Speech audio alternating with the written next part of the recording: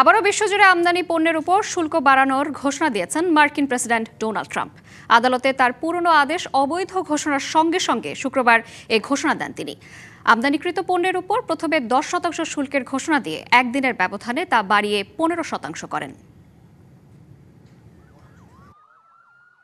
যুক্তরাষ্ট্রের supreme court president ট্রাম্পের প্রয়োগ করা বৈশ্বিক আমদানি শুল্ককে অবৈধ ঘোষণা করার পর একদিনের ব্যবধানে শুল্ক হার 10% থেকে বাড়িয়ে 15% করার সিদ্ধান্ত নেওয়া হয়েছে। এ ঘোষণা এমন এক সময়ে এলো যখন যুক্তরাষ্ট্রের সুপ্রিম কোর্ট জানায় প্রেসিডেন্ট একাই ইচ্ছামতো শুল্ক নির্ধারণ করতে পারেন না। কর আরোপের ক্ষমতা কংগ্রেসের হাতে।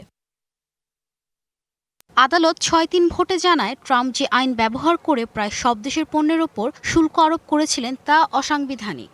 আদালতের এই রায়ের তীব্র সমালোচনা করে ট্রাম্প সেকশন 122 ব্যবহার করে শুল্ক পুনরায় আরোপে নতুন একটি নির্বাহী আদেশে স্বাক্ষর করেন। তবে এ আইনের অধীনে সর্বোচ্চ 15% পর্যন্ত শুল্ক আরোপ করা যায়, যদিও কংগ্রেস অনুমতি না দিলে তা 150 দিনের বেশি কার্যকর থাকে না। সরকারি তথ্যানুযায়ী আগের শুল্ক থেকে যুক্তরাষ্ট্র ইতোমধ্যে প্রায় $133 বিলিয়ন আদায় করেছে। আদালতের রায়ের পর 1000-এর বেশি আমদানিকারক প্রতিষ্ঠান অর্থ ফেরতের দাবিতে মামলা করেছে। বিশ্লেষকদের মতে বড় কোম্পানিগুলো তুলনামূলক সহজে টাকা ফেরত পেলেও ছোট প্রতিষ্ঠানগুলোর জন্য প্রক্রিয়াটি জটিল ও সময় সাপেক্ষ হতে পারে। এবার নগদে পাচ্ছেন হেলিকপ্টার অফার, তাই কেনাকাটার পেমেন্ট নগদে করুন আর বুঝে নিন 2000 টাকারও বেশি ক্যাশব্যাক সহ হেলিকপ্টার রাইড। পেমেন্ট শুরু করুন আজই।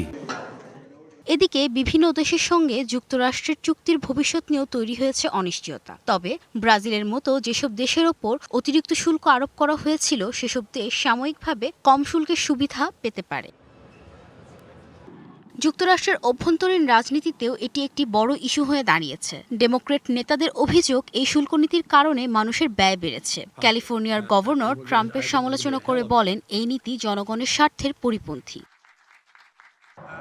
সব মিলিয়ে ট্রাম্পের নতুন শুল্ক বৃদ্ধি সিদ্ধান্ত আন্তর্জাতিক বাণিজ্য, বৈশ্বিক অর্থনীতি এবং মার্কিন রাজনীতিতে যেন নতুন করে উত্তেজনা সৃষ্টি করেছে। Rahnuma Fermin, DBC news desk.